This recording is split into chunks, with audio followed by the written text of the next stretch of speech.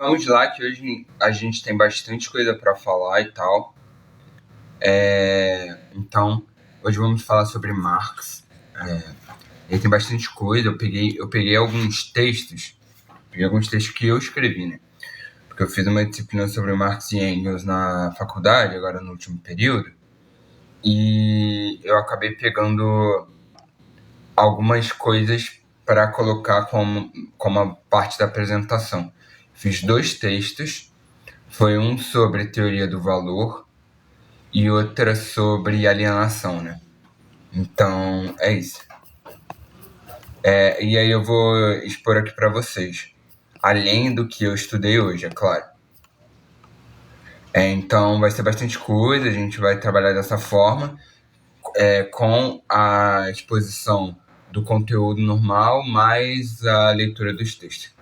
Porque eu acho que os textos já estão bem explicativos em si. Então, e aí se vocês tiverem alguma dúvida, é só comentar. E aí vai ser baseado nisso. Então é isso. Vamos começar. Vamos começar com a leitura de algumas razões para ser um cientista.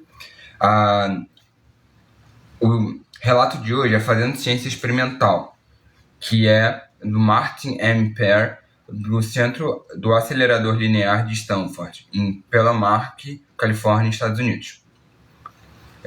A imagem popular de um cientista, de como se faz ciência, está muito longe da realidade. Isto é uma das razões pelas quais jovens se afastam da carreira científica. Por isso, eu quero contar o que aprendi ao longo de 50 anos fazendo experimentos em física. Vou resumir em 14 máximas o que aprendi, e são estas máximas que tornam fazer ciência experimental prazeroso e excitante. Usarei exemplos da minha vida. Então é interessante que ele vai falar algumas coisas sobre a carreira científica e a partir disso ele vai explicar. Você deve levar em conta sua personalidade e temperamento na escolha da sua ciência e seus interesses naquele tempo. Tenho uma visão mecânica do universo. Sou competente em matemática, mas não sou excelente em matemática, portanto, tornei-me um experimental. Ele já disse que, devido à pouca habilidade dele em matemática, ele se tornou um físico experimental e não um físico teórico.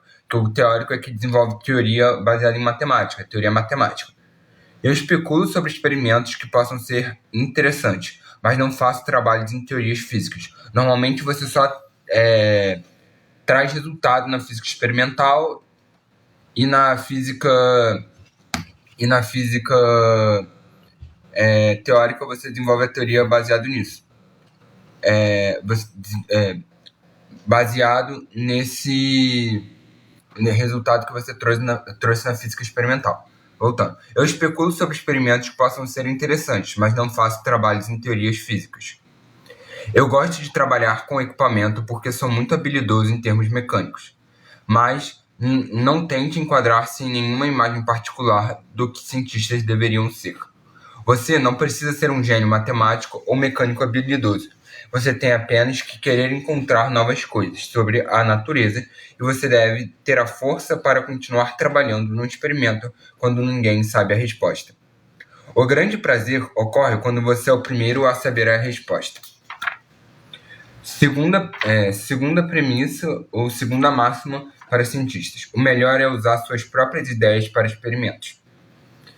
Nem sempre é possível utilizar suas próprias ideias porque você pode ser parte de um grupo científico maior, com objetivos bem definidos, mas é sempre mais divertido trabalhar nas suas próprias ideias. Terceira máxima.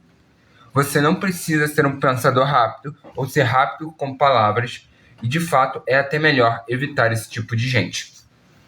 Quando você começa a ter uma nova ideia, ela pode estar mal formulada ou mesmo errada. Evite os boquirrotos que têm prazer em mostrar que sua ideia está errada.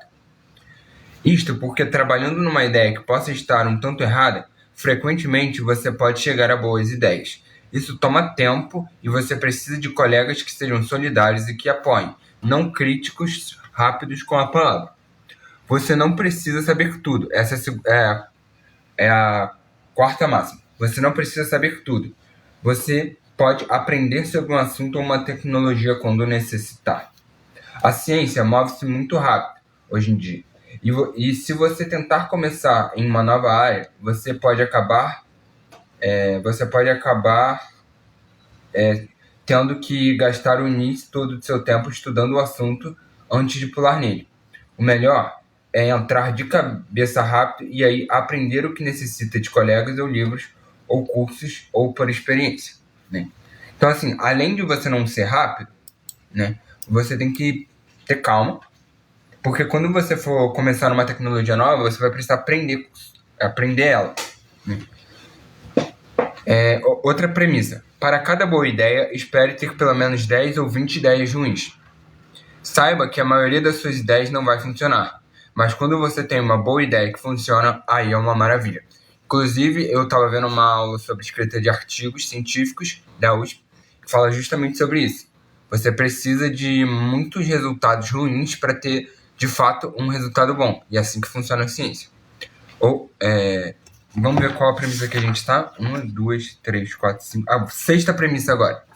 Com frequência, é impossível dizer o futuro de uma tecnologia usada em engenharia ou ciência.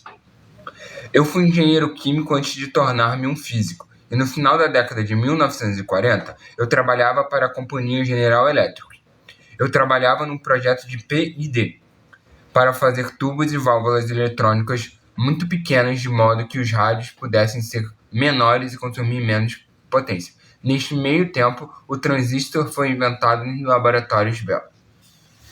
Então quer dizer que você não consegue prever o futuro de uma tecnologia. Sétima premissa. Você tem que estar interessado ao mesmo tempo encantado por alguma das tecnologias ou matemática que você usa. Aí os dias ruins não são tão ruins. Você sempre terá dias ruins quando faz ciência experimental, quando nada funciona, ou você descobre que os desenhos ou projetos mudaram.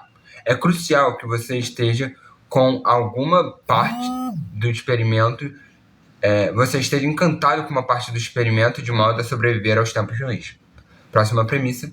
Outra vantagem de estar encantado pela tecnologia ou matemática usada é que será mais provável pensar em melhores variações.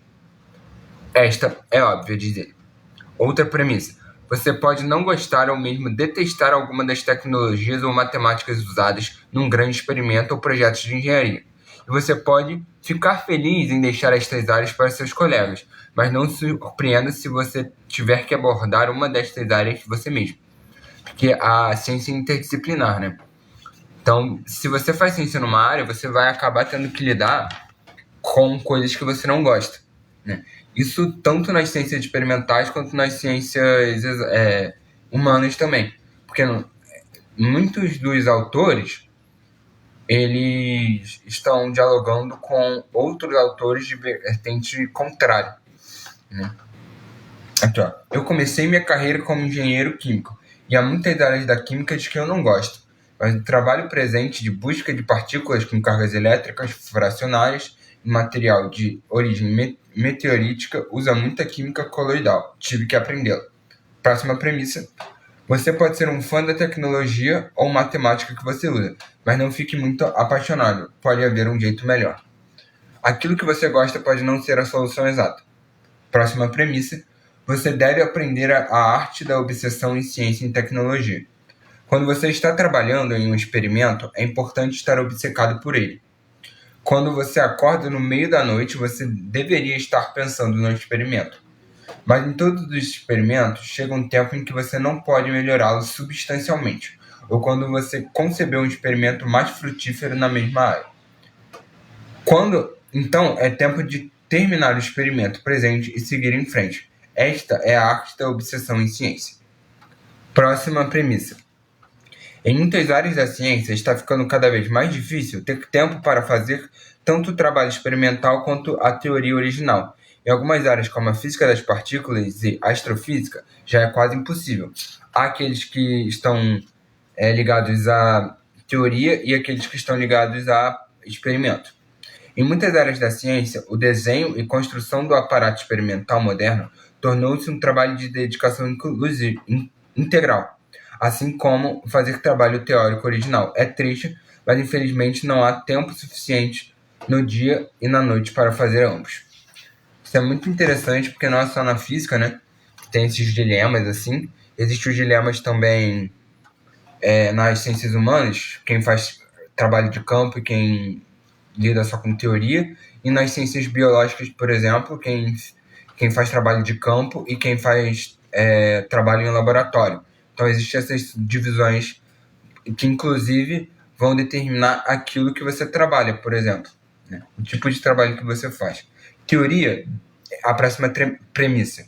Teoria deveria ser uma boa companhia para o experimental, inventor ou engenheiro, às vezes liderando, às vezes seguindo. O experimental ou engenheiro não deve permitir que a teoria imponha a moda ou determine o que é importante. Teoria, mesmo teoria muito especulativa, veio a dominar o pensamento e a apresentação da ciência dentro e fora da comunidade científica. Nos dias atuais, experimentais fazem experimentos porque uma teoria, com frequência, uma teoria muito especulativa sugere o experimento. Se você está fazendo o experimento de qualquer modo, você não gastará muito tempo testando a especulação, mas você ficará mais feliz e descobrirá mais sobre a natureza se você faz experimentos nos quais acredita. No final, a validade da ciência depende dos resultados experimentais e das medidas. Esse foi o relato de hoje. Amanhã você poderia ser uma matemática. E é isso. Hoje vamos falar sobre Marx, né? A gente, fazendo uma recapitulação, a gente já trabalhou com todos os outros autores anteriores a ele, Idade Antiga, Idade Moderna, quer dizer, Idade Medieval, Moderna, e a gente parou em Hegel, né? A gente já falou sobre Hegel, que eu ainda tenho que postar essa live no YouTube. Estou para postar a live sobre Kant, sobre Hegel no YouTube. Hoje vamos falar sobre Marx, né? Como eu falei no início, eu vou trazer alguns outros textos que eu escrevi, baseado em disciplinas que eu tive que escrever 2 disciplinas. Como teve o aval do professor, eu resolvi trazer, né? Primeiro eu vou trazer 2 falas sobre Marx. Uma de Engels e outra do José Paulo Neto, que é a maior referência em Marx no Brasil hoje em dia. Engels dizia: Marx era o primeiro violino, eu fui o segundo. Ele era um gênio, nós éramos homens de talento. Marx tem um projeto de construir uma teoria social. Veremos depois. É importante dizer, segundo José Paulo Neto, palavras dele: estou convencido de que Marx não existiria enquanto Marx não for o suporte material, mas também intelectual e teórico com os subsídios que Engels lhe deu. Ou seja, a teoria de Marx está diretamente ligada à contribuição de Engels, né? Como eu disse, Marx tem um projeto de construir uma teoria social. E o que é uma teoria social? Teoria é um conjunto articulado de explicações metodológicas acerca de um objeto muito bem determinado. É uma teoria da sociedade, por isso teoria social. Não é uma teoria de qualquer sociedade, ou de todas as sociedades. O objeto de Marx é a sociedade burguesa ou a sociedade capitalista ou sociedade mercantil. Por que uma sociedade burguesa? Porque quem está no poder é a burguesia, né? Porque a burguesia toma o poder no final da modernidade, né? Assim, cai o Estado absolutista e aí a burguesia toma o poder. Inclusive, o modo como eles tomam o poder foi crítica de Hegel, né? Como a gente viu na última aula. Inclusive, vai contra o imperativo categórico, que agora a razão está no Estado. O que distingue Marx não é o fato dele ter sido um revolucionário, ou de ter pensado uma teoria a serviço da revolução. O que distingue é que a concepção teórico-metodológica de Marx é a expressão teórico-metodológica da condição de classe do proletariado revolucionário. O que acontece? Todo grande pensador seminal que lança as bases de uma concepção teórica, ele vocaliza os interesses e as aspirações de um grupo, de um segmento ou de uma classe social. Desde Hegel, a gente tem a noção de que toda teoria ela é colocada na história, né? Existe um tempo histórico daquela teoria. E é exatamente o que ele está dizendo. Você sofre influências, né? Porque, por exemplo, a gente pode dizer que a teologia não é algo de nosso tempo, né? por exemplo, o cristianismo não veio com o nosso tempo. Mas as aspirações que se tem em chegar com a fé em Deus, hoje em dia, ela é bem diferente das aspirações que se tinha antigamente, né? Por exemplo, houve uma apropriação por parte de alguns pastores da teologia da prosperidade, que diz que se você doar para Deus um dinheiro, você faz um contrato com Deus e você vai ganhar bens materiais. Que bens materiais são esses? São bens do capitalismo, né? Então, assim, a teologia e a teoria cristã, ela sofre influências também do capitalismo, entende? Porque você quer ganhar um carro, você quer ganhar um emprego, são coisas próprias do capitalismo, né? Por mais que você utilize uma ideia que não é da nossa época, você ainda vai ter influências, né? O que acontece? A gente tem uma diferença de Marx para Durkheim e Weber. Porque Marx ele vai falar de uma perspectiva do proletariado. E Durkheim ele é a expressão ideológica dos segmentos que fundaram e consolidaram a Terceira República Francesa. Quem consolidou a República Francesa foi a burguesia. E Weber ele é a expressão da intelectualidade alemã, nacionalista, na sequência imediata da unificação da Alemanha, no processo em que a Alemanha começa, já como potência industrial, a disputar um espaço no mercado mundial. E é interessante que a Alemanha ela era extremamente protestante, né? Foi o berço da Revolução Protestante, né? E tanto que em relação a isso, a essa realidade social, que Weber escreve a Ética Protestante e o Espírito do Capitalismo. Deixa isso para depois. Próxima aula vai ser sobre Weber. A aula de amanhã. Então, você vê que tanto Marx, Weber e Durkheim, eles têm influências, né? Mas, assim, o lado que você vai tomar também é uma escolha política, válido falar, né? Porque você pode contar do modo que você quiser, igual a história do Brasil. Você pode contar a história do Brasil na perspectiva europeia ou na perspectiva indígena, por exemplo. A questão central enunciada por Marx, o capitalismo, é que o capitalismo não é somente a sociedade da classe capitalista. Tem como seu átomo a mercadoria. Tudo se torna mercadoria. A gente vai ver mais à frente, quando eu ler o texto, é o texto que eu escrevi, o que é a mercadoria. Ele explica isso muito bem no capítulo 1. Capítulo 1 do Capital. Fiz um texto resumindo esse capítulo. Mas isso vai ser mais pra frente. Todas as coisas no mundo circulam como mercadorias. As coisas não são mais importantes pelo seu valor de uso, mas pelo valor de troca. Ou seja, quanto dinheiro eu consigo adquirir a partir de uma determinada mercadoria. Marx considera o capitalismo a sociedade da mercadoria, porque aquilo que organiza um sistema de produção, que é o trabalho, também se torna mercadoria no capitalismo. E é interessante falar que o trabalho ele é a única mercadoria que não é trocada pela mesma quantidade de valor. Todas as mercadorias são trocadas por algo equivalente, menos o trabalho, porque é daí que você vem o lucro, né?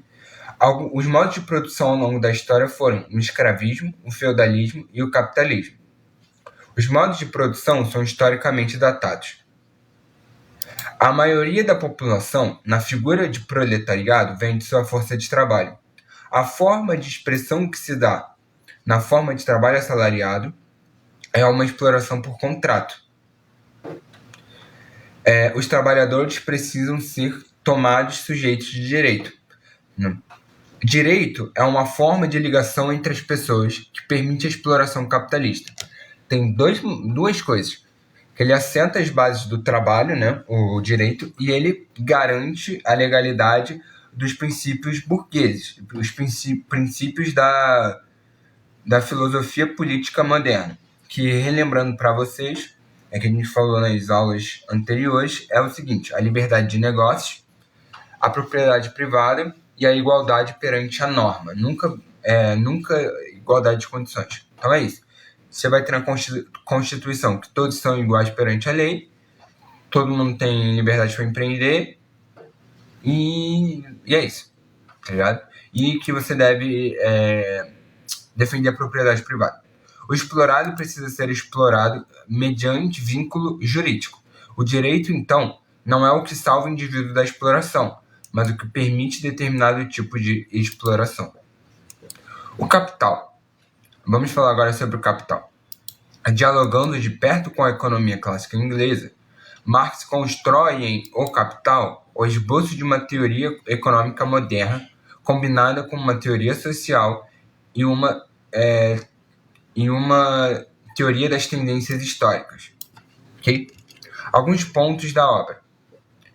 O mercado capitalista possui uma estrutura específica. Okay?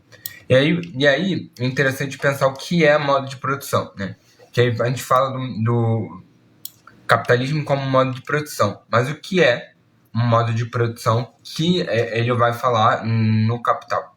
É a concepção do modo de produção na qual se combinam forças produtivas como a demografia, o nível técnico, o nível de formação e relações sociais de produção como senhor-escravo, capitalistas e trabalhadores, que fornece o quadro analítico que permite pensar as grandes fases socio-históricas do desenvolvimento econômico. Ou seja, todas as forças produtivas e as relações de produção estão dentro da concepção de modo de produção. Existem os meios e o modo. O modo é como se faz. Os meios é com o que se faz. Okay? E a partir disso que a gente entende as grandes fases do desenvolvimento socio-histórico, como a escravidão, o feudalismo, o capitalismo, com todos os efeitos do cruzamento de hibridação. A gente tem a sociedade mercantil, que é marcada pela troca de mercadorias, porque a gente tem a produção de excedente. Né? Porque a troca, ela não é somente da sociedade mercantil, mas ela é essencialmente o que media todas as relações sociais. Todas as relações sociais no capitalismo são mediadas pela mercadoria. A mercadoria mais imediata nessa mediação é o dinheiro, porque o dinheiro também é uma mercadoria. O dinheiro ele funciona como um equivalente universal para a troca de mercadorias. Porque antigamente você tinha um escambo, digamos assim. Você trocava algo por outra mercadoria. Né? E aí era a mercadoria que você quer ganhar e a mercadoria que você quer dar. A partir do dinheiro, você troca a mercadoria pelo dinheiro e não por outra mercadoria qualquer. Né? Então você tem isso, né? Você tem que tudo hoje em dia é mercadoria, tudo é vendido. Inclusive existe uma tendência que tudo seja mercantilizado, né? Inclusive o nosso próprio corpo também é mercantilizado. Né? Então existe essa característica. E agora, então a gente tem essas questões, né? Do modo de produção, e Marx fala sobre um modo de produção específico, que é o capitalismo. A gente tem que entender isso, a gente tem que entender que existem outros, porque lembra, vamos fazer um paralelo de Marx com o iluminismo. O iluminismo fala da razão, eles falam de uma razão universal, e o fruto dessa razão é a propriedade privada. Aí vem assentando as bases da filosofia política moderna, né? Assim, a gente tem Kant, que ele vai falar do imperativo categórico, que as regras deveriam ser universalizadas para todo mundo, em todos os tempos históricos e todas as épocas. Né? Todos os tempos históricos, todas as épocas, em todos os espaços. E um dos princípios é a propriedade privada. Então a gente tem essa noção de que a propriedade privada é algo justo. Né? Tipo assim, e aí você tem diversas teorias para legitimar essa propriedade, e aí você tem a propriedade sendo um bem universal que deve ser garantido. Então, é isso. Mas aí Marx ele vai trazer a noção de que a propriedade não é uma coisa que está dada. Porque não existia propriedade privada na Grécia Antiga, né? Porque não existia a noção de indivíduo. Isso é uma coisa que nasce com o liberalismo, principalmente. Que aí você tem a questão da subjetividade, que cada um tem uma subjetividade própria. né? O que Marx ele vai dizer, materialismo histórico dialético, é dialético por conta da dialética de classes, e histórico porque é colocado na história. Por que a gente fala que Marx queria estudar a sociedade capitalista? Porque ele vai dizer que o que constitui a sociedade capitalista é historicamente datado. Não é todo o tempo e espaço que tem as mesmas características dessa sociedade, ok? E aí ele vai falar principalmente no alicerce da ideologia burguesa, que é a propriedade privada, ele vai falar: a propriedade privada não é uma coisa dada, ok? Agora vamos ler sobre a teoria do valor, que é baseado no capítulo 1. Capítulo 1 do Capital, do volume 1 do Capital. Vamos lá. A mercadoria não é o texto original, é um texto que eu fiz em cima. A mercadoria se caracteriza como um objeto externo, uma coisa que, por meio de suas propriedades, satisfaz necessidades humanas de qualquer tipo. Então, primeiro, uma mercadoria ela deve satisfazer necessidades. Por quê? O que garante a troca de mercadorias é que ela satisfaça uma necessidade de alguém. É constituída por dois fatores: valor de uso, a substância do valor, e o valor, a grandeza do valor. O valor de uso de diferentes mercadorias se diferenciam qualitativamente, enquanto diferentes valores se diferenciam quantitativamente. O que a gente chama de valor pode ser valor de troca também, né? Existe valor de uso e valor de troca. Para ficar mais fácil, eu vou falar valor de troca. A utilidade de uma coisa faz dela valor de uso. Como se efetiva apenas no uso, no consumo, não existe sem seu corpo. O valor de uso se efetiva na utilização material da mercadoria, sendo criado pelo que chamamos de trabalho útil. As diferentes formas de trabalho útil criam os mais diferentes valores de uso e, por isso, são qualitativamente diferenciados. Interessante que a mercadoria tem valor de troca e valor de uso. A troca é quando a gente troca ela. E o valor de uso, como a gente viu, ela se efetiva no consumo, na utilização material da mercadoria. Então, o que acontece? A mercadoria só é mercadoria quando ela é utilizada. Então, a gente diz que ela só se efetiva na prática. Isso a gente pode colocar outras coisas também, né? A gente pode colocar, por exemplo, um profissional. Claro que a mercadoria aqui é um objeto, mas assim, um profissional também. A gente pode dizer que um profissional só é profissional quando ele exerce a profissão, por exemplo.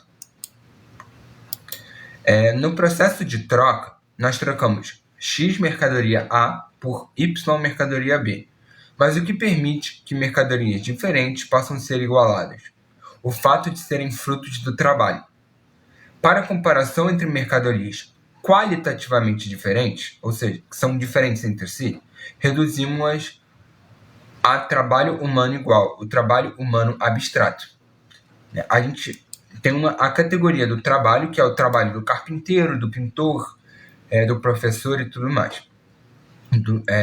Do construtor, do pedreiro, são trabalhos concretos. A gente abstrai para uma outra categoria, que é uma categoria mais abstrata de trabalho, que é o trabalho humano abstrato. Como o valor de troca é determinado pelo trabalho abstrato, ele independe do valor de uso. Ou seja, independe da mercadoria. Assim, a gente troca mercadorias independente do valor de uso delas. O cálculo se dá pela força de trabalho social média. Atende-se pelo fator social. É a medida de tempo socialmente necessária, entendendo o processo de produção no seu caráter social. Se o cálculo do valor não fosse feito pelo tempo de trabalho do trabalhador... Se o cálculo do valor fosse feito pelo tempo de trabalho do trabalhador de forma individual, uma pizza queimada valeria mais do que uma pizza no tempo regular, por ter levado mais tempo, como dizem os liberais. Eles inventam várias coisas, coisa que ninguém leu. Inclusive, o Marx ele dá essa explicação sobre o trabalhador preguiçoso, ok? Ele fala, um trabalhador preguiçoso não faz com que seu trabalho valha mais. Porque, na verdade, existe um problema. O trabalho dele é desvalorizado. Porque se a média social para a produção de determinada mercadoria é de, sei lá, 2 horas, ele faz em uma semana, há algo de errado. Né? Então, é sempre determinado pelo tempo de trabalho médio socialmente necessário, ou seja, a média social para a produção daquela mercadoria. Por exemplo, se eu produzo pente de qualquer maneira, e aí eu demorava 5 horas para produzir um pente do zero de um tronco de uma árvore, um pente de madeira. E agora uma fábrica na China começa a produzir e essa fábrica produz em 5 minutos, ou sei lá, 15 minutos o mesmo pente.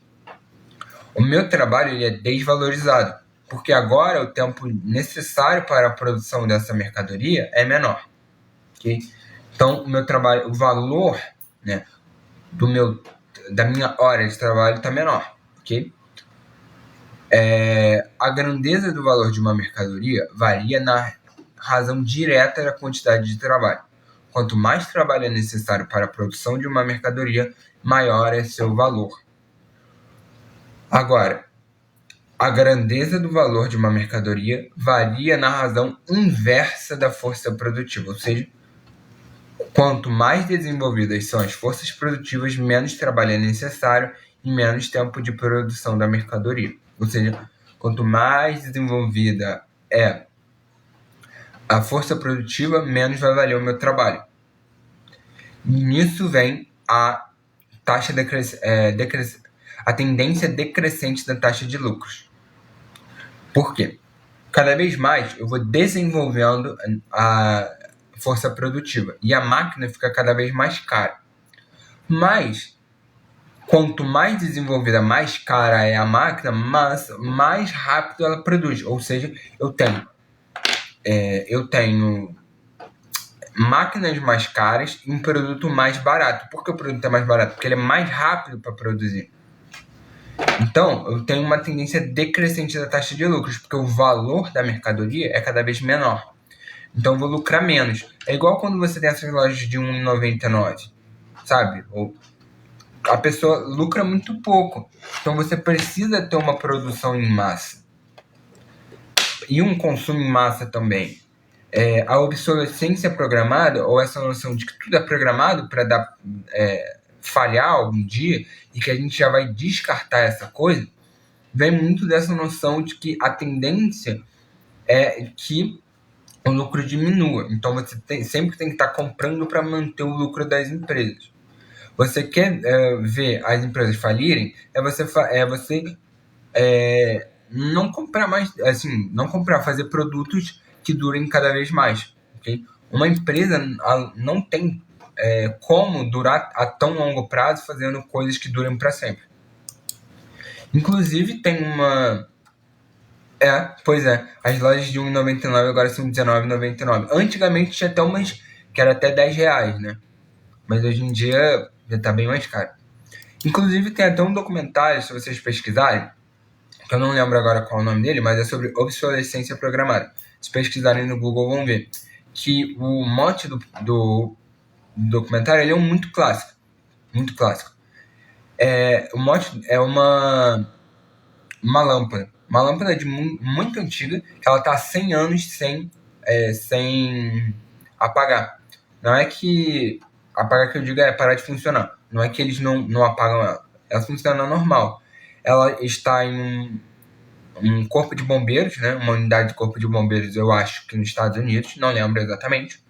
Eu sei que eles fazem até festa de aniversário para a lâmpada. Tamanha é a obsolescência programada. Né? E é isso. É só lembrar vocês aqui que a gente vai ler 3 textos hoje. A gente está lendo esse sobre o valor, né? Depois a gente vai falar sobre alienação. Depois a gente vai falar sobre sistema sexo-gênero. vai falar sobre a mulher no capitalismo. Mas voltando. Exatamente isso. Se alguma coisa dura muito, acaba que a empresa não vai conseguir lucrar, né? Isso é uma pedra no sapato do capitalismo e para o meio ambiente também, né? Por isso que, se a gente está preocupado com o meio ambiente, a gente tem que ir contra a lógica de produção, né? E é por isso que eu sou contra o movimento vegano. Apenas isso. Sou contra o veganismo. Sabe por que eu sou contra o veganismo? Porque o veganismo, se vocês pesquisarem aqui no YouTube qualquer perfil vegano grande, sabe como que é o perfis veganos hoje em dia? É assim, comprei um produto vegano. Você não precisa de produto vegano. Tudo que você precisa comer está na natureza. Você não quer comer animal? Não come. Você come apenas vegetal. Você não vai comer mais nada além de vegetal. Sua saúde agradece. Ponto. Por que você precisa de imitação vegana de produtos não veganos? Porque aí pelo menos eu não estou maltratando o animal. Você acha que na produção de mercadorias você não está agredindo o meio ambiente? Você acha mesmo? Então tem essas questões da produção que são inerentes ao sistema capitalista. Se você quer ser a favor dos animais, o que você tem que fazer? Você tem que plantar e fazer horta. Você faz horta urbana. Você não vai ficar comprando queijo vegano. Queijo vegano está destruindo o meio ambiente do mesmo jeito, né? Todos esses produtos veganos, você não precisa de uma versão vegana de um produto não vegano. Você já tem os produtos da própria natureza, entende? A gente precisa facilitar o acesso a produtos naturais, né? A produtos não, a alimentos naturais, né? A gente precisa começar a ter hortas urbanas, a plantar, entende? É isso. Compra um terreno e começa a plantar. Junta, faz uma cooperativa vegana e começa a plantar assim, sabe? Então, você está contribuindo também para essa lógica de consumo. Então, se você quer ser a favor do meio ambiente, você tem que ser contra essa lógica de consumo. Entende? Que aí não vai só a produção. Você tem plástico que está sendo produzido para embalação de comidas e todos os outros, entende? Agora, voltando aqui à discussão sobre a teoria do valor. É interessante porque o valor é o que domina toda a discussão da economia política, né? Principalmente economia política clássica e tudo mais. E aí, a partir dessa concepção de valor que os liberais falam que refutaram Marx, só que não refutaram. Assim, você não precisa concordar com Marx, mas você precisa entender o que ele diz. Todos os autores, você precisa entender o que ele diz para depois refutar. Porque eles falam, porque um autor preguiçoso, né, um trabalhador preguiçoso, ele vai fazer a mercadoria que ele produziu valer mais. A gente já viu que não, porque é o tempo de trabalho social médio, então é socialmente, não é o trabalhador individual. Inclusive tem uns ANCAPs famosos aí que fizeram um vídeo pro YouTube falando isso. Uma pizza queimada ia valer mais. Sendo que, porra, né? Todo mundo que tem um mínimo de bom senso sabe que não. Que ninguém compraria, né? Inclusive Marx fala, mercadoria tem valor de uso e valor de troca. Se ela não tem utilidade para outro, né, para outro além daquele que produziu, ele não tem valor de troca, ou seja, não vai ser trocado por nada. Uma pizza queimada não seria trocada e ela não teria valor algum. Eles dizem que não sabem nada, não sabem o que constitui a mercadoria na visão de Marx e nem o que é valor. É importante entender que todos os diferentes... voltando ali em cima primeiro. O trabalho concreto, criador do valor de uso, é qualitativamente diferenciado, ou seja, o trabalho que o trabalhador faz é o que cria valor de uso, ok? Temos o trabalho simples e o trabalho simples potenciado. O trabalho simples é caracterizado por dispêndio da força de trabalho, que todo homem comum, sem educação especial... Eu estou lendo um texto que eu escrevi. Todo homem comum, sem educação especial, possui em seu organismo. O trabalho simples potenciado é caracterizado socialmente como múltiplo do trabalho simples. Esse texto foi que eu escrevi para uma disciplina, porque a gente teve que ler o capítulo 1 do Capital, volume 1. E, assim, tudo que eu estou falando nas lives está sendo escrito. Eu estou fazendo um texto que já conta com mais de 50 páginas com todas essas coisas. Que provavelmente depois eu vou disponibilizar. Então a gente tem aqui duas categorias, que é o trabalho abstrato e o trabalho concreto. Concreto é o que a gente faz. A abstração do trabalho, né, a categoria, é o trabalho que é caracterizado pelo tempo de trabalho, é o trabalho abstrato. Ele é a medida de valor. É importante entender que todos os diferentes tipos de trabalhos concretos, criadores de valores, são igualados como trabalho abstrato. O trabalho concreto é igualado como trabalho abstrato no cálculo de valor. A mudança da quantidade de valor de troca, eu não considero, hoje em dia eu não considero nada, assim, só um pouco encontrar o capitalismo. Boa. Rapidinho, duas questões. Sobre o curso de verão, fica ligado que amanhã começa o segundo grupo de inscrição de curso de verão. Amanhã sai o resultado do primeiro grupo, se eu não me engano, do primeiro grupo, e amanhã começa o outro. Então você já pode ver quais você conseguiu se inscrever, e aí se você não conseguir se inscrever em algum, você pode colocar outro no mesmo horário. Então é isso. Mas voltando. Eu não me considero comunista nem socialista, apenas marxista. Por motivos de não concordo com nenhuma organização política hoje em dia. Não é querendo me achar diferentão, mas eu acho que, no geral, as pessoas não têm tato para discussão política com os trabalhadores. E eu não digo isso nem direita, nem esquerda, assim, todo mundo, no geral. Né? Eu acho que existe uma forma muito ruim da gente fazer ciência, da gente discutir as coisas que são estudadas, entende? Eu acho que é muito freestyle, assim, é muito assim, vou favorecer meu lado, sabe? Porque, assim, as coisas não são mais baseadas numa convicção. É basicamente assim, vou favorecer meu lado. É igual a galera que é comunista por estética, conservador por estética. Porque o PT é ruim. Então, assim, o PT é um malvadão, então vou ser conservador. Ou, liberal é tudo burro. Sendo que, mano, 50% do curso de filosofia é liberal. Acabou. É isso. Por mais ou menos, 50% do curso de filosofia é de filósofos liberais. Isso não diminui em nada o que eles falaram. O maior filósofo da ciência de todos os tempos é liberal, que é o Karl Popper. Inclusive, as definições do que é ciência hoje em dia, você vai ver um cara mó esquerdão lá, progressista, falando de ciência, falando de, não, porque todo mundo tem que se vacinar, progressista. Essa pessoa vai utilizar a definição de ciência de Karl Popper, que era liberal. Isso não tem nada a ver.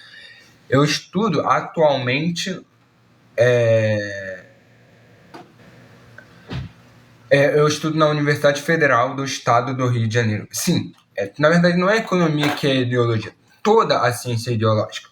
Não tem como você tirar seu pensamento. Inclusive, metodologia também é ideologia. Tanto que Bourdieu fala isso. Bourdieu fala, metodologia é teoria em ato. É a aplicação de uma teoria. Então, assim, Bourdieu já estava falando isso aí. É a galera que hoje fala, não, a gente tem que ter uma educação, uma ciência neutra. Não tem nada disso. Enfim. Tem uma coisa importante agora que a gente vai falar. A gente falou sobre o trabalho abstrato e o trabalho concreto. Importante dizer que Marx defende e reitera a objetividade do valor. Então, assim, o valor para Marx ele é um valor objetivo, não é um valor subjetivo, por exemplo.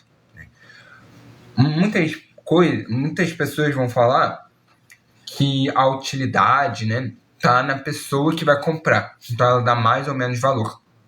A Marx vai dizer que está na própria mercadoria. A mercadoria tem uma determinada utilidade, ok? Mas Mas, assim, tipo, ele não vai dizer isso, né? Ele não vai dizer que o sujeito determina o valor de uma mercadoria. Ele vai falar que já está na própria mercadoria. Por exemplo, um copo. Um copo, ele serve para determinadas funções, independente de quem compra, né? Mas eles fazem uma coisa muito, muito bizarra, que é o seguinte. Você já começa assim. Suponha que você está no meio do deserto. Marx não fala de nada fora da sociedade. Mas ele fala assim, os liberais, suponha que você está no meio do deserto. Você tem uma pessoa morrendo de fome. Você vai dar para ela um copo d'água ou um diamante. O que para ela vai valer mais? Aí vai falar, copo d'água. Sabe, eles fazem uma excrescência para dizer. Sendo que Marx está falando de relações sociais de produção e relações sociais de circulação também. Então são relações sociais. E aí o que eles querem falar? O valor, ele está errado, a teoria do valor. Sendo que ele fala, o tempo é social médio necessário. Então é uma coisa colocada dentro da sociedade, não é uma coisa isolada, entende? Quem isola muito é o liberal. Tanto que eu pretendo discutir isso. Eu pretendo discutir isso no meu mestrado. Se Deus quiser, ano que vem estou fazendo mestrado na área, que eu vou discutir exatamente a concepção de indivíduo. Porque eu acredito que a gente tem que ter uma noção clara do que é um indivíduo para discutir as ciências sociais. Eu sou contra essa noção individual, racional, assim, individual racionalizadora do indivíduo que vem do liberalismo. E o liberalismo também é assim, eles isolam o indivíduo e vai dizer que o indivíduo ele é racional e ele, além disso, ele maximiza as preferências, o que é falso. Falso. Eleição é um exemplo claro disso. É um exemplo claro, tá ligado? Por quê? Não tem como o indivíduo maximizar as preferências dele. Por quê? Porque existem outros elementos, ok? Por exemplo, a própria ideologia. A ideologia é uma coisa que faz com que a gente não consiga ter noção total da realidade, né? E é muito difícil a gente se livrar da ideologia. Então, a gente precisa ter noção dessas coisas, né? Enfim. Aí vamos falar sobre a subjetividade e objetividade do valor. Exatamente ao contrário da objetividade sensível e crua dos corpos, das mercadorias, na objetividade de seu valor não está contido um único átomo de matéria natural. Lembremos-nos, todavia, que as mercadorias têm objetividade de valor apenas na medida em que são expressões da mesma utilidade social, do trabalho humano, pois sua objetividade de valor é puramente social, e por isso é evidente que ela só pode se manifestar numa relação social entre mercadorias. De novo, a gente está falando aqui de relações sociais. Só um tempinho aqui, que eu vou mostrar para vocês aqui o que eu estudei. Que eu fiz uma disciplina sobre Marx no último período, e aí eu anotei um monte de coisa. Eu vou mostrar aqui um pouco para vocês. Não sei se vai dar muito bem aqui, mas eu tenho várias coisas aqui, ó. Tem um monte de folha aqui, de um monte de coisa. Tem coisa de antropologia visual, tem coisa do estágio também. Tem coisa de metodologia de pesquisa, coisa de tópicos especiais em filosofia da natureza, de sociologia ou estudos urbanos. E aqui, ó, eu tenho minhas anotações de Marx e Engels. Não é tanta coisa assim, mas, ó, tá aqui, ó. As minhas anotações de Marx e Engels estão aqui, ó, da disciplina que eu fiz. Vou falar um pouco sobre as coisas que a gente estuda. Teve a primeira aula que foi sobre crítica da filosofia do direito de Hegel. Teve uma aula sobre manuscritos econômicos filosóficos, Manifesto Comunista, sobre a questão da moradia, contribuição à crítica da economia política, teve também sobre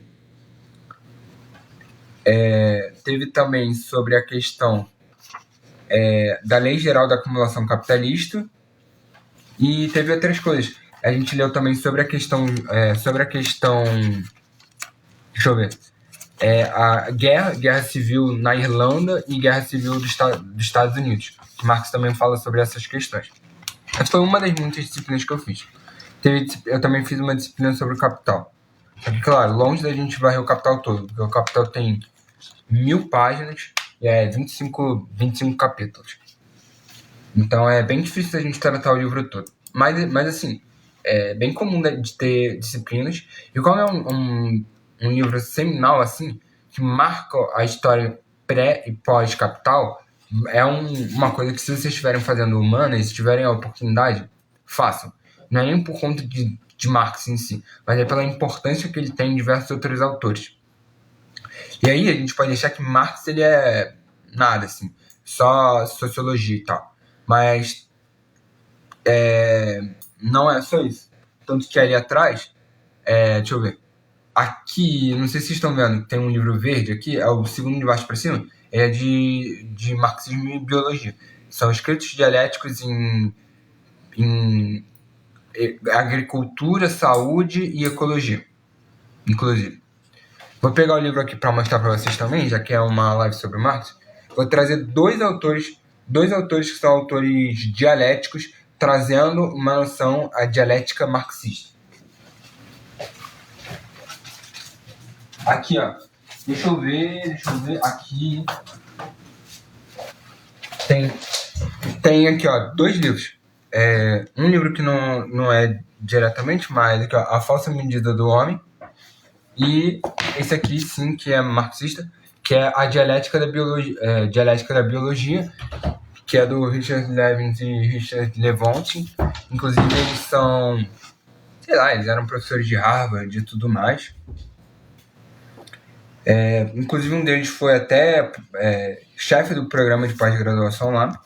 E a falsa medida do homem é uma noção muito antideterminista da teoria do QI e de algumas outras teorias genéticas, né? Esse que escreve a falsa medida do homem é o Stephen Jay Gould, ou Gould, enfim. Ele, inclusive, diz que existe um trabalho de Engels falando sobre biologia, que é o papel do trabalho na hominização do macaco, ou da transformação do macaco em homem. E aí diz ele que é o mais importante trabalho depois de A Origem das Espécies. Para falar que não é pouca coisa, o Stephen Jay Gould ele é o principal biólogo evolucionista da história, inclusive. Ele tem um livro que eu acho que é a Estrutura das Teorias Evolucionistas, que não tem em português, mas vocês acham fácil em inglês, que é mais de 1000 páginas falando de teoria da evolução. Ele é, tipo, muito famoso. Os outros também são bem famosos. Inclusive, eu postei um desses dias um guia de estudos de biologia que contava com alguns livros deles. Mas é isso. É válido falar também que, assim, já em Hegel, desculpa, a gente tem a noção da dialética como uma expressão da realidade, ok? Então, a gente precisa entender isso. A gente precisa entender que a dialética presente em Marx não é só um método, mas sim a expressão própria da realidade. Porque, palavras de Engels, Hegel. Para Hegel, a dialética não é apenas um método conforme defendiam os gregos, mas é a própria estrutura da realidade. Então é baseado nisso, por exemplo, que eles vão criar uma teoria da natureza. Engels vai dizer que existe uma dialética da natureza, inclusive ele fala sobre isso, e é nisso que se funda algumas interpretações da mecânica quântica, por exemplo. Existe um autor aí que eu esqueci, agora eu esqueci o nome, que fala sobre isso. Inclusive, alguns autores da União Soviética que foram importantes para isso, sabe? Para desenvolvimento da mecânica quântica, fala sobre dialética, entende? Então é muito importante a gente entender essa questão da dialética e tal, né? Que a própria natureza tem um comportamento dialético também, né? Então é isso. Então é muito importante a gente ficar ligado nessas coisas, ok? Depois eu procuro o nome do físico, mas é um físico que ele é bem importante mesmo, assim. Teve diversas contribuições, assim. Inclusive tem um autor que ele é marxista, que ele fala sobre dialética também, que ele era do Japão, que também é importante, né? Depois eu vejo isso com vocês. Mas vamos continuar aqui a ler sobre alienação. Agora a gente vai falar sobre o que é principal na teoria de Marx, que é a categoria da alienação. Ele fala basicamente que o trabalho é alienado, ok? O trabalho é alienado no capitalismo. Então a gente precisa entender o que é essa alienação. A teoria da alienação deriva de uma análise de Marx do que ele chama de trabalho estranhado, né? Algumas categorias aqui eu vou colocar que, assim,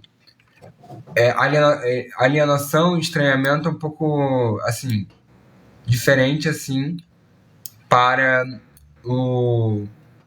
Eita, esqueci o nome dele agora, Ricardo Antunes, é isso. É que eu peguei do Ricardo Antunes, né, que é um professor da Unicamp, e ele faz uma diferenciação entre alienação e estranhamento, né? Antes, a gente precisa entender o que é o conceito de trabalho, né? É preciso entender de fato o que seria trabalho para Marx. O trabalho configura-se como uma atividade essencialmente humana e social, imprescindível no processo de sociabilidade. Sendo assim, não há ser humano e, por conseguinte, sociedade humana sem trabalho. Então, não existe sociedade humana e não existe ser humano sem trabalho na concepção marxista. O trabalho, como sendo uma atividade essencialmente humana, é a atividade que nos diferencia dos animais. A vida genérica, tanto no homem quanto no animal, consiste fisicamente, em primeiro lugar, nisto que o homem, tal como o animal, vive da natureza inorgânica. E quanto mais universal o homem e quanto mais universal o homem do que o animal, tanto mais universal é o domínio da natureza inorgânica da qual ele vive. Que a vida física e mental do homem está interconectada consigo mesmo, pois o homem é uma parte da natureza. No modo da atividade vital encontra-se o caráter inteiro de uma espécie do seu caráter genérico, e a atividade consciente livre é o caráter genérico do homem. O animal é imediatamente um com a sua atividade vital, não se distingue dela, ou seja, o animal não se distingue da sua atividade vital ou daquilo que é seu instinto. Ele tem... Agora, o homem, o ser humano, ele tem atividade vital consciente. A atividade vital consciente distingue o homem imediatamente da atividade animal, justamente. E só por isso ele é um ser genérico. Ou seja, o que distingue o ser humano do animal é que o ser humano tem uma atividade genérica, uma atividade, vital consciente. Ou seja, ele conscientemente faz o que ele deveria fazer fora dos seus instintos, ok? E também nos seus instintos. Ele não age só por instinto. Essa é a questão central que distingue o ser humano do animal. O trabalho é um processo entre o homem e a natureza. Um processo em que o homem, por sua própria ação, media, regula e controla seu metabolismo com a natureza. Não se trata aqui das primeiras formas instintivas animais de trabalho. Pressupomos o trabalho numa forma em que pertence exclusivamente ao homem, ou seja, o que é exclusivo ao homem é o trabalho. Uma aranha executa operações semelhantes ao do tecelão, e a abelha envergonha mais de um arquiteto humano com a construção dos favos de suas colmeias. Mas o que distingue de antemão o pior arquiteto da melhor abelha é que ele construiu o favo em sua cabeça, antes de construí-lo em cera. No fim do processo, o trabalho obtém-se um resultado que já no início deste existiu na imaginação do trabalhador e, portanto, idealmente. Ou seja, o homem ele é capaz de pensar naquilo que ele vai fazer. Entende? Então, ele consegue prever, projetar as coisas que ele vai fazer. Então, isso é muito interessante, né? Ele não age só por instinto. No fim do processo, obtém-se o resultado que já no início deste existiu na imaginação do trabalhador. Ele não apenas efetua uma transformação da forma da matéria natural, realiza ao mesmo tempo na matéria natural o seu objetivo. Os elementos simples do processo de trabalho não são a atividade orientada a um fim, ou o trabalho mesmo, seu objeto e seus meios. O processo de trabalho, a que caracteriza o trabalho, é a atividade orientada a um fim para produzir valores de uso. Ou seja, o trabalho é uma atividade orientada a um fim. Existe um fim específico que ele vai pensar, né? E existe esse metabolismo entre o homem e a natureza, ok? O trabalho sob o capitalismo separa o proletariado do que eles produzem, produzindo um produto na condição de mercadoria distinto de quem o produziu. Essa é a primeira manifestação da alienação, a alienação do produto de seu produtor. A segunda manifestação da alienação ocorre já no processo produtivo. O proletariado se desefetiva na produção de mercadorias, ao ocorrer uma separação entre o trabalhador e o trabalho. Então, o que acontece? O trabalhador, ele é reconhecido pelo seu próprio trabalho, né? Só que ele é alienado do seu trabalho, né? Porque o que acontece? A mercadoria nada mais é que a objetivação de um trabalho, né? É a forma material de um trabalho. No trabalho livre, como defendido por Marx, o produto do trabalho representa a exteriorização do trabalho, bem como sua humanização, algo que originalmente serviu para expressar, humanizar e exteriorizar o trabalhador na relação social do capital, se voltará contra esse mesmo trabalhador. É por isso que o trabalhador não se enxerga no produto de seu trabalho, e esse trabalho é estranhado. Se o trabalhador se ver alienado do produto de seu trabalho por não se ver nele, por não se reconhecer, não reconhece no produto uma parte de si objetivada. Ele terá tirado de si o controle sobre o seu trabalho, e esse é o trabalho alienado. O proletariado já não tem mais controle sobre o que produz, da forma que produz, do tempo de produção. O trabalhador vira apenas uma extensão da máquina, sucumbe às exigências da máquina.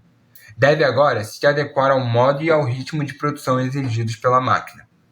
Quando se dá a alienação do ser social, de sua condição genérica, ele se animaliza. Importante pontuar que, segundo Marx, não só aquele que produz, como também aquele que se apropria do fruto do trabalho alheio, também se aliena. O que é Estado para Marx? O Estado é uma instituição que obedece a uma lógica e uma dinâmica de classes. O Estado não é uma instituição acima das classes. Não é uma instituição neutra. Não é uma instituição que expressa os interesses de todas as classes. O Estado tem uma forte essência de classes e constitui um dispositivo de força para efetivar essa vontade de classes. Temos também a liberdade em Marx. A liberdade é a possibilidade de escolha entre opções e entre alternativas concretas. Então, ele tem o conceito de liberdade positiva, né, que é a garantia de escolha. Se você não pode escolher algo, você não é livre. Diferente do conceito de liberdade negativa do liberalismo. Agora vamos para o que é o marxismo, ok? O que é o marxismo, de Chris Harman? É um livro e a gente vai ler o capítulo Marxismo e Feminismo para entender a dinâmica de sexo e gênero no capitalismo, ok? Vamos lá. Aqui é uma concepção marxista sobre a questão de gênero. Existem duas formas diferentes de abordar a questão da libertação das mulheres, o feminismo e o socialismo revolucionário. Então ele está opondo o feminismo à concepção marxista. O feminismo é a influência dominante nos movimentos de mulheres que emergiram nos países capitalistas avançados durante os anos de 1960 e 1970. Parte da visão de que os homens sempre oprimiram as mulheres, que é a constituição biológica e psíquica dos homens que os fazem tratar as mulheres como inferiores. Isto leva à ideia de que a libertação das mulheres só será possível separando-as dos homens. É a separação total daquelas feministas que falam de um estilo de vida liberado ou da separação parcial das mulheres em comissões de mulheres ou em reuniões que não sejam mistas. Muitas daquelas que apoiam esta separação parcial consideram a si mesmas como feministas socialistas, mas, depois, as ideias feministas radicais da total separação fizeram a sua aparição nos movimentos das mulheres. Estas ideias, com o tempo, tiveram menos eco, para finalmente serem defendidas por uma pequena minoria. Estas falhas levaram muitas feministas para outra direção, para o Partido Socialista. Elas acreditavam que, colocando mulheres em cargos como deputados, permanentes sindicatos ou vereadores, iriam de alguma forma ajudar as mulheres a alcançar a igualdade. Mas não é. Não é necessariamente porque você tem algum grupo minoritário na posição política que você vai ter libertação daquele grupo. Porque você precisa ter uma mudança da estrutura do Estado. A tradição do socialismo revolucionário parte de uma perspectiva diferente. Marx e Engels, em escritos que já datam de 1848, mostram que a opressão sobre as mulheres não surgiu da cabeça dos homens, mas do desenvolvimento da propriedade privada e, com ele, da emergência de uma sociedade de classes. Para eles, a luta pela emancipação das mulheres é inseparável da luta pelo fim da sociedade de classes, isto é, da luta pelo socialismo. Marx e Engels também fizeram notar que o desenvolvimento do capitalismo, baseado nas fábricas, trouxe profundas mudanças na vida das pessoas e, essencialmente, na vida das mulheres. Foram reintroduzidas na produção, de onde tinham sido progressivamente excluídas com o desenvolvimento da sociedade de classes. Tanto que o feminismo ele prega o direito das mulheres serem exploradas. Ponto. Porque as mulheres devem ser colocadas no mercado de trabalho. Essencialmente. Ele, inclusive, fala isso. A mulher vai trabalhar e vai cuidar de casa. O grande avanço deles, das mulheres, do feminismo liberal, foi que as mulheres foram para o mercado de trabalho e agora elas têm dupla jornada. Ponto. Porque para os homens não mudou nada. Eles sempre foram os homens públicos e não mudou nada. Agora, as mulheres serem incluídas no mercado de trabalho deu às mulheres um potencial de luta que nunca antes tiveram. Organizadas coletivamente, as mulheres como trabalhadoras tinham maior capacidade e independência de lutar pelos seus direitos. Isso significava um enorme contraste em relação às suas vidas anteriores, quando o seu principal papel na produção, cuidando da família, as tornava completamente dependentes de seus maridos ou pais. Disto, Marx e Engels concluíram que as bases materiais para a existência da família e, portanto, a opressão das mulheres já não existia. Ou seja, o que prendia as mulheres com seus homens era que eles que trabalhavam e tinham poder financeiro dentro de casa. O que agora, não mais, porque elas também estão trabalhando. O que impedia as mulheres de se beneficiarem desta situação era que a propriedade permanecia na mão de uns poucos. Por quê? Isso aqui é um parênteses. Socializar a produção, ou socializar os meios de produção, não é socializar apenas o trabalho assalariado pago, mas também toda e qualquer atividade humana, inclusive a atividade de cuidar dos filhos. Você teria creches populares, cozinhas populares, teria também lavanderias populares, porque também é produção. Okay? A produção não está apenas, o processo de produção não está apenas na fábrica. A reprodução da vida né, também é parte da produção, né? O que mantém as mulheres sob a opressão hoje é como o capitalismo está organizado. Em particular, o modo como o capitalismo usa a família para garantir que os trabalhadores procriem em uma nova geração de trabalhadores.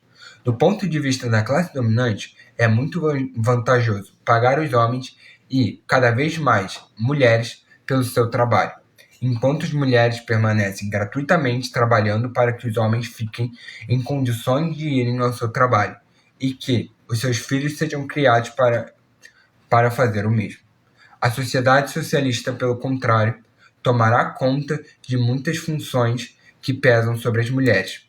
Isto não significa que Marx e Engels e os seus sucessores vieram a desejar a abolição da família.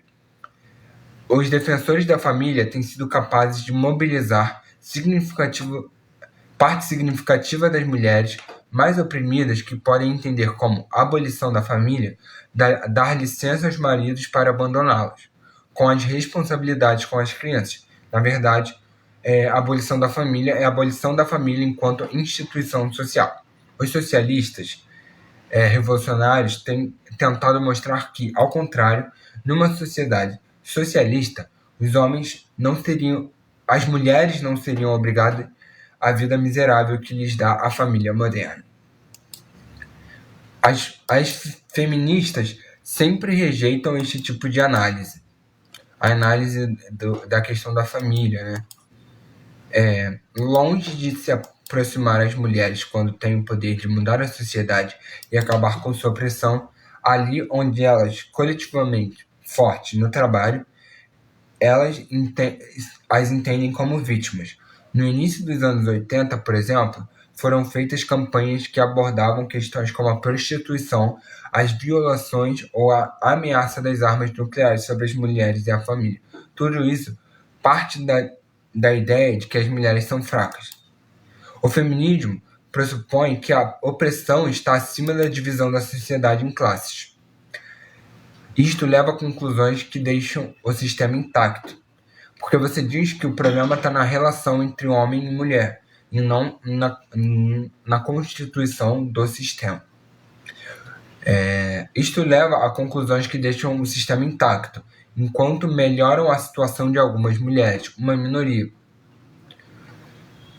Porque eles falam, por exemplo, né, que o movimento feminista, principalmente branco, queria que as mulheres pudessem trabalhar, sendo que as mulheres negras sempre trabalhavam.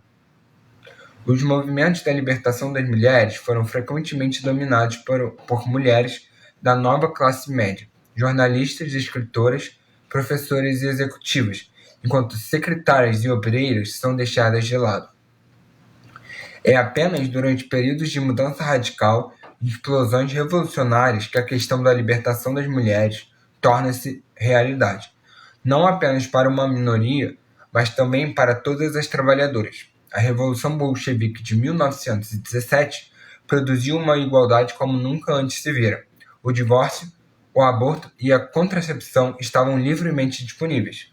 A educação das crianças torna-se responsabilidade da sociedade.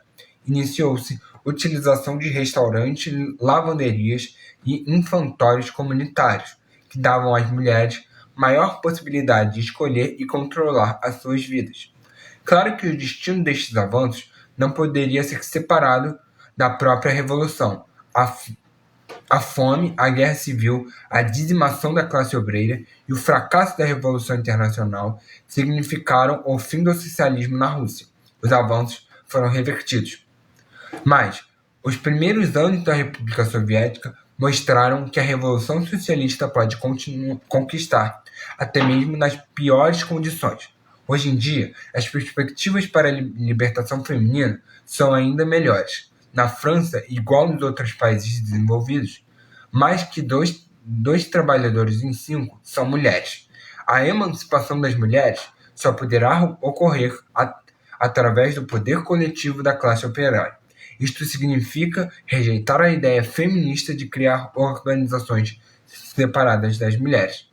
Só os trabalhadores, homens e mulheres, atuando em conjunto no movimento revolucionário, poderão destruir a sociedade de classes e, com ela, a opressão sobre as mulheres. É isso. Cansei. É isso, basicamente. Acabamos. Essa foi a explicação sobre o sistema sexo e gênero. É isso. Então, essa é a papel dos gêneros na sociedade capitalista. Existe um papel para a manutenção do sistema capitalista, né? Então, a gente não pode pensar apenas numa questão do homem e da mulher, ok? Mas é uma questão central que existe a luta de classes também. Por quê? A mulher burguesa não é a mesma mulher da mulher proletária, sabe? As questões não são as mesmas. Tanto que a maioria das mulheres queriam inserção no mercado de trabalho, sendo que muitas já trabalhavam.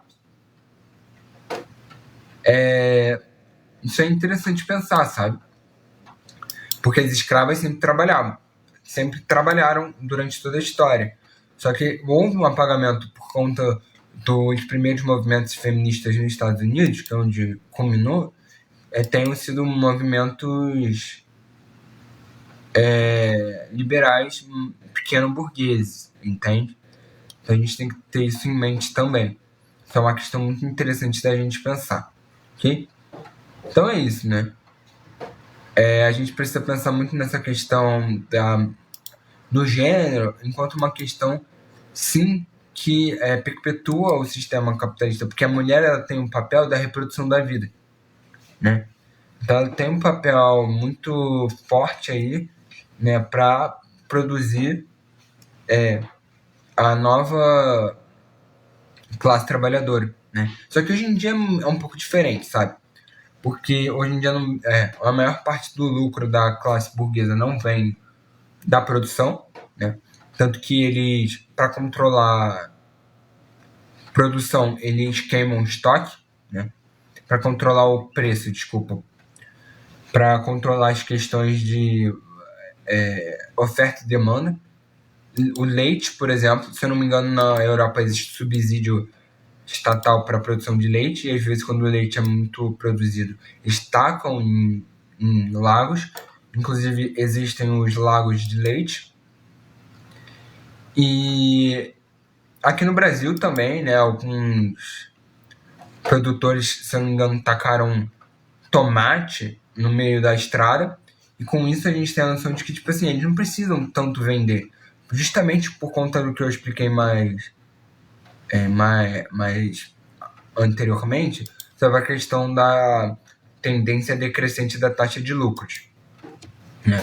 Existe também essa noção, mas hoje em dia é muito diferente, porque Adam Smith, né, falava que o salário deve ser o suficiente para que o trabalhador consiga sobreviver, mais um pouco para que se possa constituir família.